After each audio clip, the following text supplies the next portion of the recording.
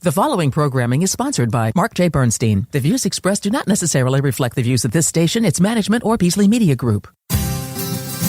Entrepreneur, founder, author, and financial advisor Marc Bernstein helps high-performing business owners turn their visions into reality. Through his innovative work and the Forward Focus Forums, Marc connects entrepreneurs to resources that fuel their success. Founders Forum is a radio show and podcast where entrepreneurs share their journeys, revealing the lessons they've learned and the stories behind their success. Join Marc and his guests for a mix of inspiration, valuable insights, and a little fun. Now, let's dive in. Good morning, America. How are you? So I have Bobby Reed in the studio. He was on a previous show. I saw you bopping to the music a little bit. Do you like that music? I'm in a good mood. I'm feeling it. Yeah, good, nice day. Okay, that was my music. That's why I'm asking. I created that music. Nice. So that's my original music. It's a song called Should I by the band called Frets, Bridges, and Skins, which you can listen to on all your streaming services. I never plugged that, but since I saw you enjoying it, I thought I'd mention it. Yeah. And we have Tatiana in the studio, and we always start out with the topic of the day, and something I've been thinking about a lot over the last couple of days, and came up in my conversation with Bobby as we had a live radio show with him just a little while ago. And the idea of that entrepreneurs, one of the themes of the show is that it's never a straight line in entrepreneurship. There's always some struggles, some challenges. Struggles, maybe not everyone has struggles, but everyone has challenges, and everybody has ups and downs. And, business is up, business is down. There's hills and valleys. And different people have different ways of dealing with that. I'll let Bobby go first because I love his answer, and then we're going to ask Tatiana, and then we'll get into the rest of our show. So, Bobby, how do you approach those kind of hills and valleys? Hills and valleys, I think we talked about this before. It's ignorance is bliss. There's no other option. I don't have a backup plan. There's no hey, moving back in with my parents, or there's nothing. I'm on an island over here, moving forward. Otherwise, I am out of luck. So there's no other option. So, Bobby, if you listen to this show, I won't go through it again. But he's a river person. He has no other options, and that's the way he handles it, and that works for certain people. Other people, I'm more like a goals person, which means there's other things I could do. So I have to have goals in front of me and ways of adjusting in order to keep moving in that direction. Tatiana, how about you? How have you dealt with those kind of situations? Yeah, so you were saying, and I'm picturing ups and downs, and I'm also picturing this zigzag. How do I deal with both, right? I think for us, maybe the first crisis is usually very difficult, but then once you are out of it, then I think that these things pass, right? They come in very quickly, and then it's very scary, but then you need to remember that give it time, and regardless, honestly, with what you do, you can stay calm, you can be very emotional, but they will continue to go and change. So, and I think, so I like little phrases because it always reminds me, and you hear of this too shall pass, which I think is a biblical phrase. But there's also, we were talking about George Harrison earlier, there's all things must pass, the same idea. Yeah. And almost a spiritual philosophy, but that's great. It's a good thing to, and as you said to me earlier, Tatiana, you'd always know it's going to pass when you're in it. Sometimes it seems like maybe it's never going to end, but from experience, after a while, that's the case, right? Yeah, but then you think also, what's the opportunity? Because you know that there must be an opportunity related to this crisis, and then some people are much better in seeing these opportunities. I myself is more of a straightforward person, but my business partner is always spinning it in such a way that, look, okay, that's a crisis, but now we need to look for what's the opportunity that's coming. That's another great possibility. With challenges come opportunity. There's no question about that. And I think the more experience you get as an entrepreneur, the more you recognize that. So great little conversation. Let me formally introduce, first of all, Bobby Reed is with us again today, and he's executive producer and founder of Loaded Pixel, a video production company. Tatiana Barakshina, PhD and MBA, is managing partner at Bazis Americas LLC, a full-service marketing research agency established in 2006. She teaches consumer behavior and marketing communications courses at University of Illinois in Chicago and Loyola University of Chicago. She has 4 kids, which we're finding is an important part of her story, and a husband who works in IT, and a fluffy dog. So I forgot to ask you this, but what's your dog's name, the fluffy dog? Oh, the dog, okay, he used to be fluffy, but then he got a haircut. So now Oh, he's not fluffy he's anymore. so skinny and he looks so sad. But he's a fantastic Irish Witten Terrier. His name is Torin. And Torin is actually one of the what is it? The dwarfs. It's a very glorious dwarf in the Lord of the Rings. My family is a big Oh, yeah. fan. So we were choosing the name, contemplating for 3 days, and they wanted a glorious name, but the dog is completely opposite to glorious. Well, I can relate to the hair thing because my dog is Arlo. He's a Bernedoodle. So he's very fluffy, but when he gets his hair cut, he's a really skinny poodle. His body his face looks like a Bernese Mountain Dog. His body is like a poodle. So everyone thinks, oh, he's well built. He's husky dog. Once the hair goes, he's all bones. Anyway, All bones, yeah. Anyway, so welcome, Tatiana. Nice to have you here today. Thank you. So you're originally from Russia. Tell us how you came to America and how your education began and how you eventually came to start Bazis. Well, we came twice, actually, both times for a degree. So the first time I came, I think it was 2000 for an MBA. So I was enrolled at Bradley University. It's central Illinois. It was honestly the fantastic experience for me. The educational system here is different.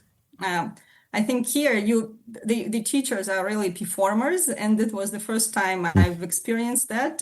So I literally was just sitting there, just shocked on how interesting and entertaining everybody, especially my marketing professors were. So that's how I fell in love with marketing, and I just continued on that path. And then we went back to Russia, where I met my business partner, Michael.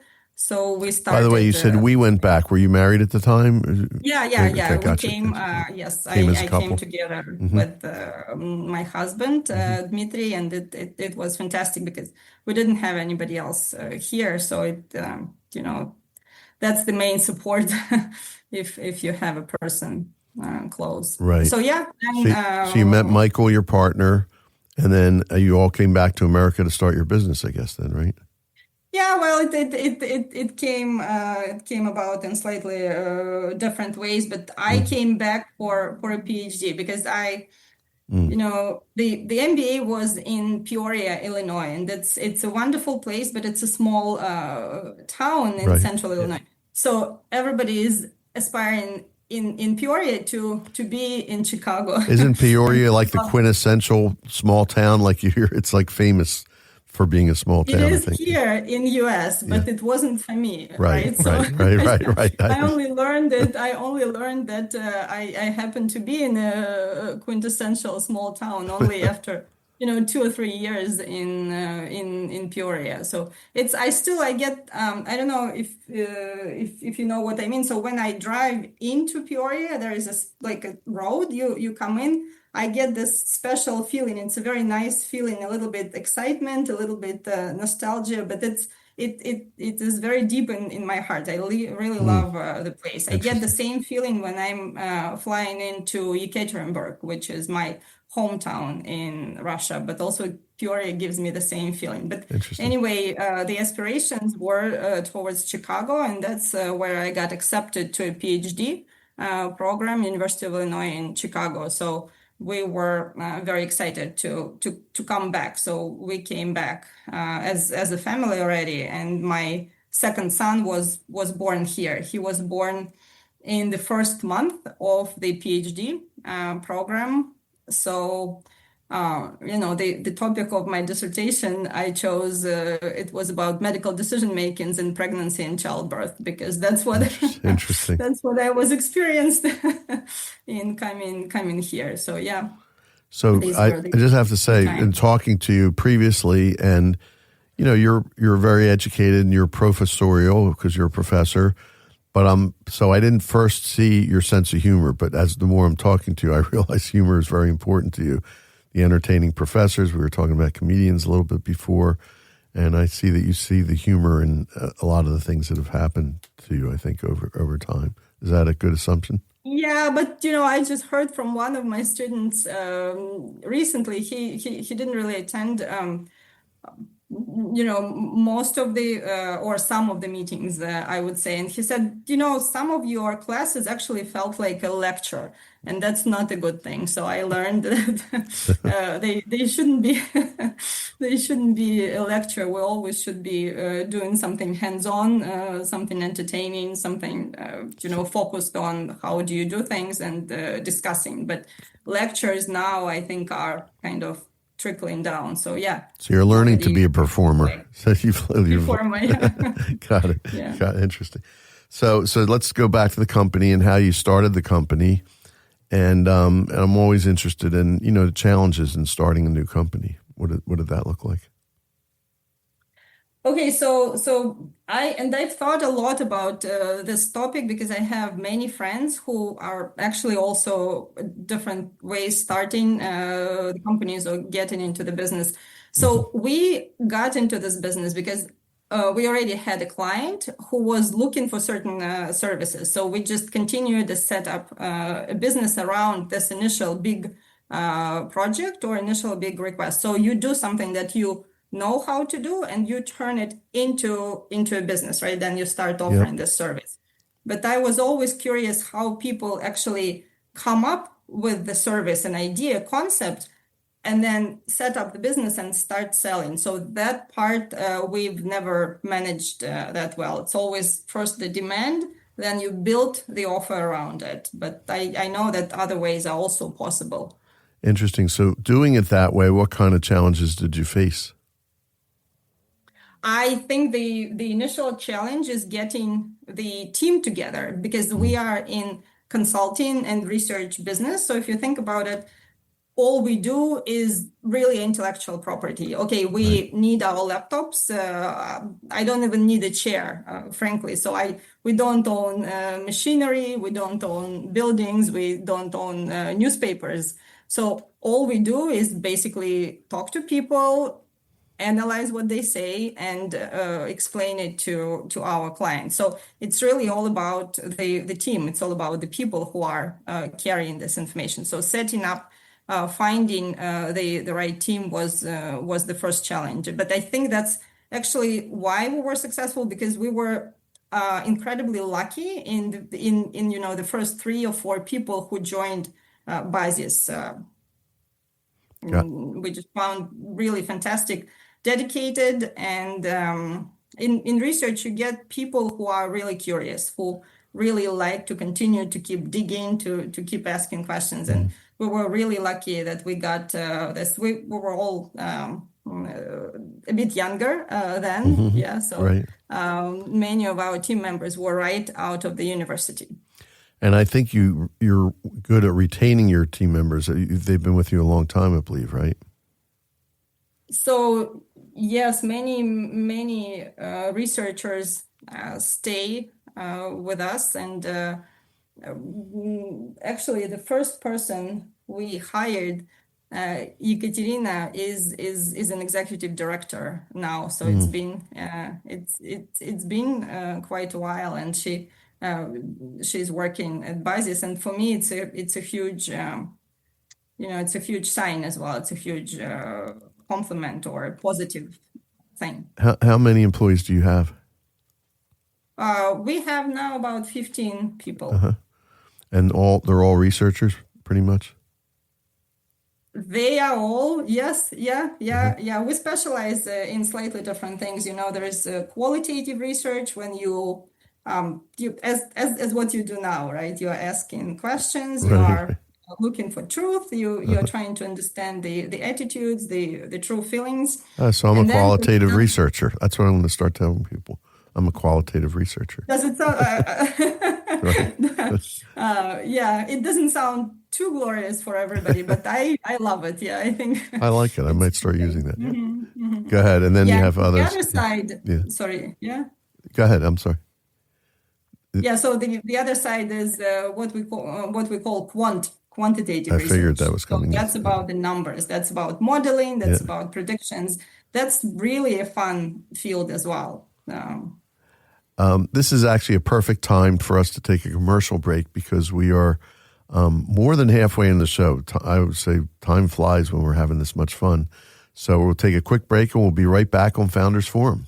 When pharmaceutical and biomedical companies need to create personalized healthcare experiences, they turn to Bazis Americas, a healthcare market research firm serving U.S. and international clients. We design and manage custom research studies to support clinical development, marketing, and patient engagement across the complete health journey. With over 10 years of experience, our team specializes in message testing, conjoint studies, usability, user experience research, and decision aid testing. We bring the patient voice into focus, translating real-world insights into tailored solutions that drive better outcomes and faster regulatory approvals. Whether you're launching a new treatment or refining a digital health tool, we help you ask the right questions and act on the answers. Visit BazisAmericas.com to discover how leading pharma companies are using patient insights to drive their success.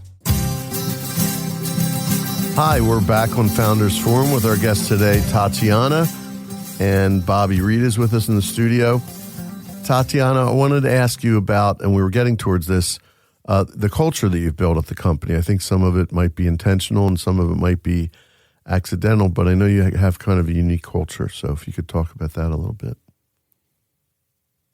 Yeah, so I think your question is really about maybe organizational culture or company culture. But for us, it turns out that our, background and the country culture makes a big part of who we are as Bazis team. So it turned out, and again, I don't think it was intentional, but I'm so happy that we have it this way now in US, that we have a very multicultural team. So we have somebody from India. We worked with someone from Iran. We have somebody from China. I have a colleague who speaks literally, she speaks 7 languages. So a lot of our off work conversations are about traditions. The word traditions, I think it's a bit heavy word, and it's a bit generic word. But for example, yesterday, the loudest moment in our day, and we were all literally crying and shouting and yelling, was because the RCB team, a cricket team from Bangalore, won a championship first time in 18 years. So that's the pride I felt, and I've never been to Bangalore, but the pride I felt with my colleague is really what makes our company culture. And I think it's good if you are a qualitative researcher, because you are kind of open this way to everybody else who you're talking to, right? So you are, again, curious, you're interested to understand what's driving different people to make these different decisions. Yes. So, and how does that, I know it helps bring the team closer because you talk about various traditions, and I think you've said you go out to different kinds of international restaurants and things like that, right? Celebrate over food and things like that. Am I right about that? Yes, that's a great point. It's always a big debate which country cuisine Right. to choose. We all have different tastes, and then we always laugh about the spice level. I don't know if it's a conversation around your table or in your team, but for us, it's a very deep conversation on, okay, what is the spice level? How much can you take it? That's always comes along with the choice of a restaurant. Gotcha. Bobby has a question. Yeah, I had a question. I mean, as a founder, when I started my company, and then as I've grown it over the years, I never had anyone to talk to about it. I mean, I had a couple mentors and things.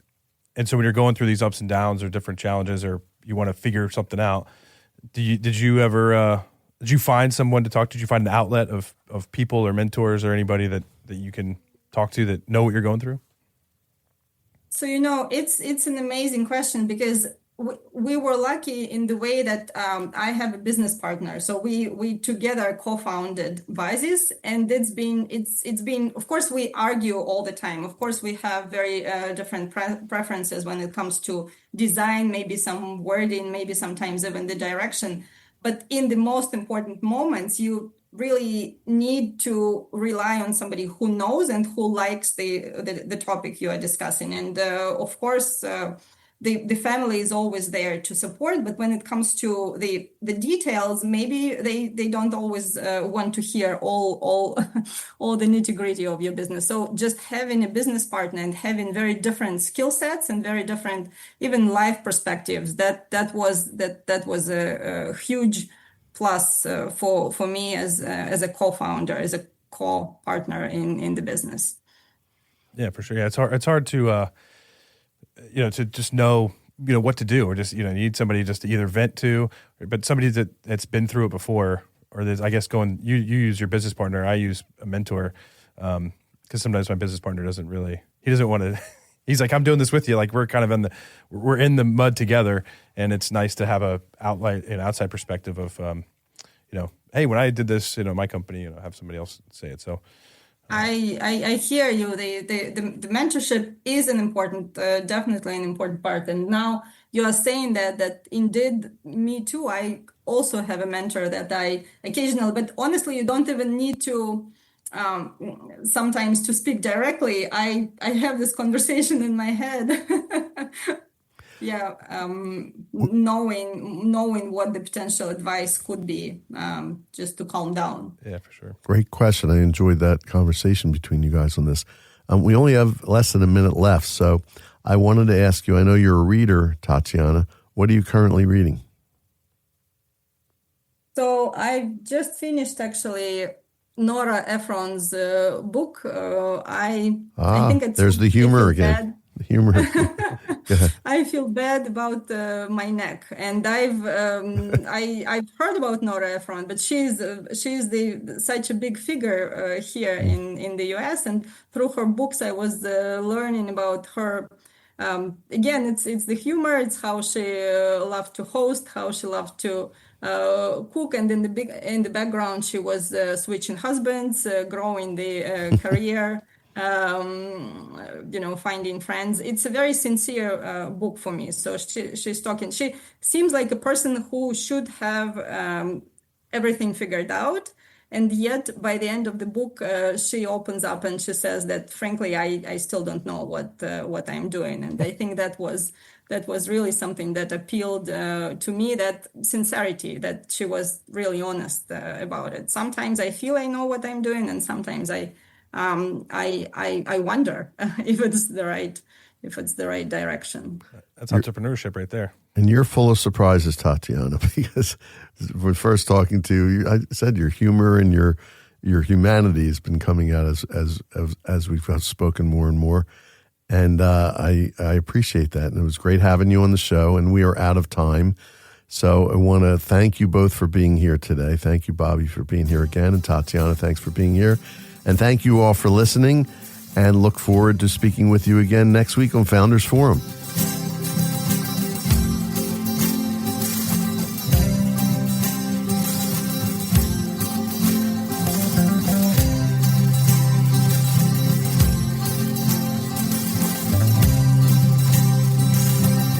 We hope you enjoyed your time with Founders Forum today and you found value to take with you throughout your day. Join us again next week for another episode of Founders Forum on WWDB Talk Radio, and always at the Founders Forum show page at WWDBAM.com.